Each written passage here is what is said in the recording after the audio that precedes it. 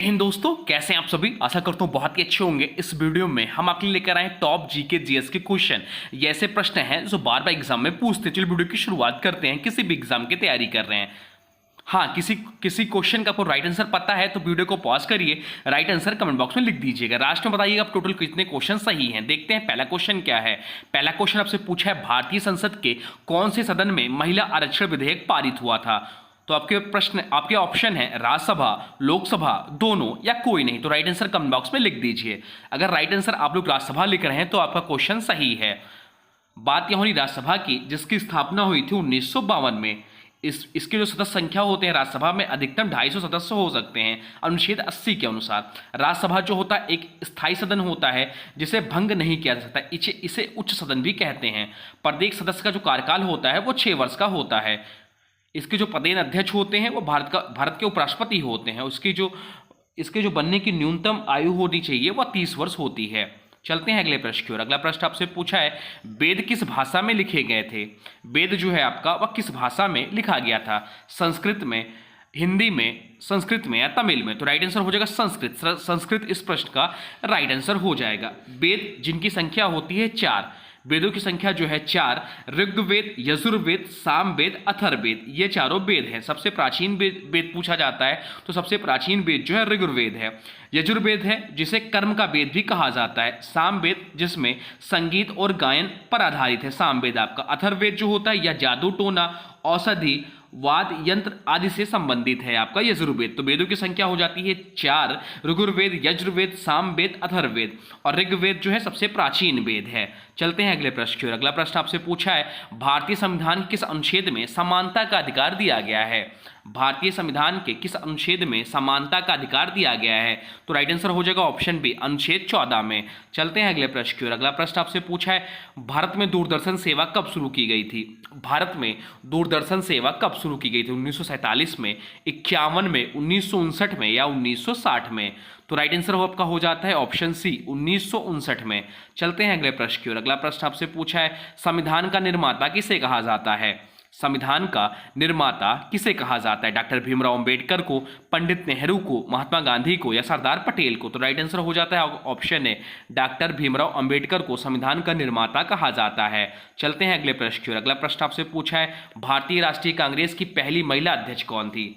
भारतीय राष्ट्रीय कांग्रेस की पहली महिला अध्यक्ष कौन थी। तो भारतीय राष्ट्रीय कांग्रेस की पहली महिला अध्यक्ष जो थी वो थी एनी बेसेंट। एनी बेसेंट भारतीय राष्ट्रीय कांग्रेस की पहली महिला अध्यक्ष थी। अगर यहीं आपसे पूछ लेता कि भारतीय राष्ट्रीय कांग्रेस की पहली भारतीय महिला अध्यक्ष कौन थी, तो पहली भारतीय महिला जो अध्यक्ष थी वो सरोजनी नायडू थी। यह भी ध्यान रखिएगा। चलते हैं अगले प्रश्न की ओर। अगला प्रश्न आपसे पूछा है, भारत किस राज्य में सांस्कृतिक धरोहर के तौर पर कठपुतली कला प्रमुख है। भारत किस राज्य में सांस्कृतिक धरोहर के तौर पर कठपुतली कला प्रमुख है। तो राइट आंसर जो हो जाता है वो हो जाता है राजस्थान। राजस्थान इस प्रश्न का राइट आंसर हो जाएगा। राजस्थान की जो राजधानी है वह जयपुर है। जयपुर में ही आपका हवा महल है। चलते हैं अगले प्रश्न की ओर। अगला प्रश्न आपसे पूछा, भारत में कृषि मंत्रालय किसके अधीन आता है। भारत में कृषि मंत्रालय किसके अधीन आता है। तो भारत में कृषि मंत्रालय जो है वह राष्ट्रपति के अधीन आता है। राइट आंसर हो जाएगा ऑप्शन सी। चलते हैं अगले प्रश्न की ओर। अगला प्रश्न आपसे पूछा है, हिमालय पर्वत का सबसे ऊंचा शिखर कौन सा है। हिमालय पर्वत का सबसे ऊंचा शिखर कौन सा है। तो हिमालय पर्वत का सबसे ऊंचा शिखर जो है माउंट एवरेस्ट है, जिसकी ऊंचाई 8,848.5 मीटर है। इसे नेपाल की भाषा में सागरमाथा कहा जाता है। सबसे पहले भारतीय जो इस पर चढ़े वो बछेंद्री पाल थे। उन्होंने 1984 में इस पर चढ़ाई की। चलते हैं अगले प्रश्न की ओर। अगला प्रश्न आपसे पूछा है, जनसंख्या नियंत्रण की पहली नीति किस देश ने बनाई थी। जनसंख्या नियंत्रण की पहली नीति किस देश ने बनाई थी। भारत, चीन, जापान या इनमें से कोई नहीं। तो राइट आंसर हो जाएगा ऑप्शन बी, चीन।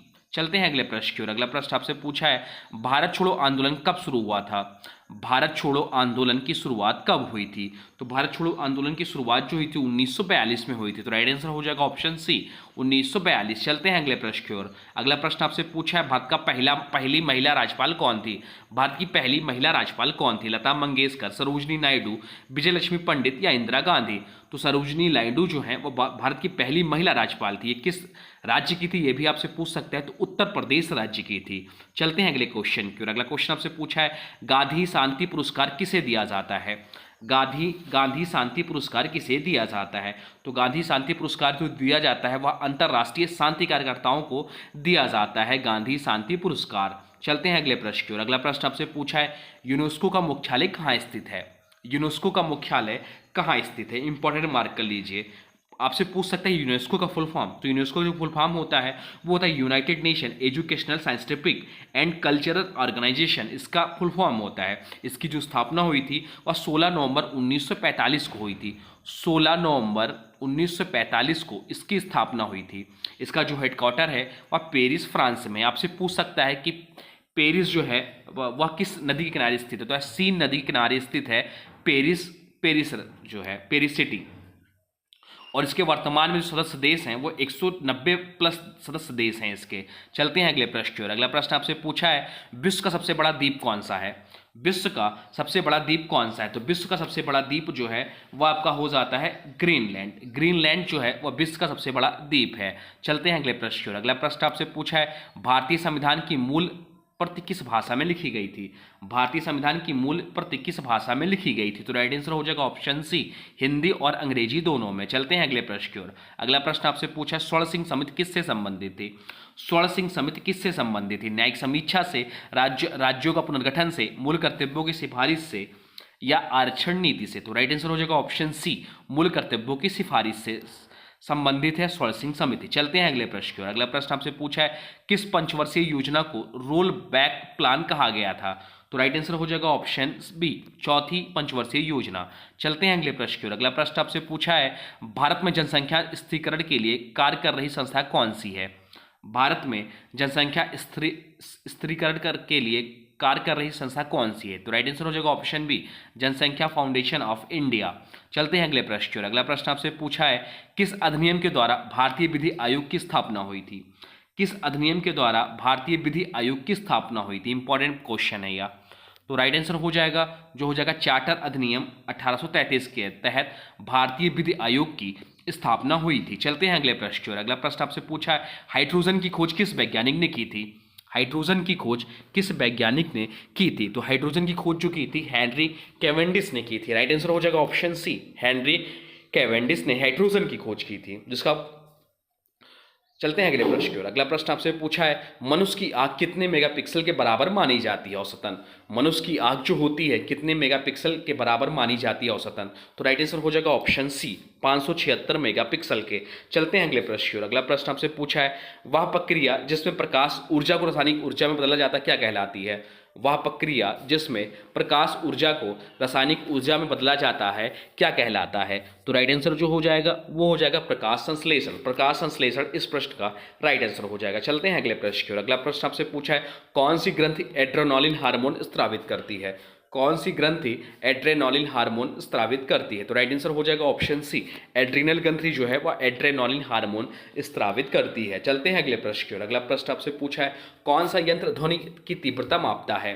कौन सा यंत्र ध्वनि की तीव्रता मापता है? Audiometer, sound meter, decibel meter या हर्ट्ज मीटर? तो राइट आंसर हो जाएगा ऑप्शन सी, डेसिबल मीटर जो है वह ध्वनि की तीव्रता को मापता है। चलते हैं अगले प्रश्न की ओर। अगला प्रश्न आपसे पूछा है आँख का वह भाग जहाँ पर कोई फोटो रिसेप्टर नहीं होता क्या कहलाता है? आँख का वह भाग जहाँ पर कोई फोटो रिसेप्टर नहीं होता क्या कहलाता है? तो राइट आंसर हो जाएगा ऑप्शन बी, अंध बिंदु या ब्लाइंड स्पॉट कहलाता है।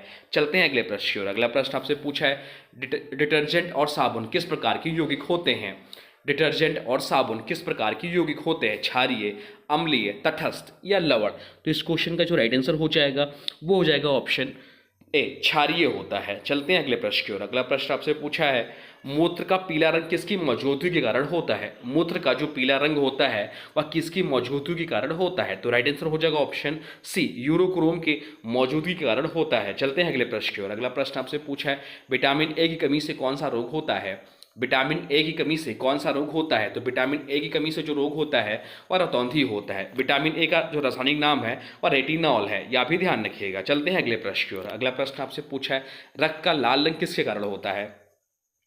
रक्त का लाल रंग किसके कारण होता है? तो रक्त का लाल रंग जो होता है वो हीमोग्लोबिन के कारण लाल रंग होता है। तो ये रहे टॉप 30 जीके जीएस के क्वेश्चन। अब आज की वीडियो से क्वेश्चन है, इसका राइट आंसर आप लोग को कमेंट बॉक्स में बताना है। आज की वीडियो से क्वेश्चन है, भारतीय राष्ट्रीय कांग्रेस की पहली महिला अध्यक्ष कौन थी?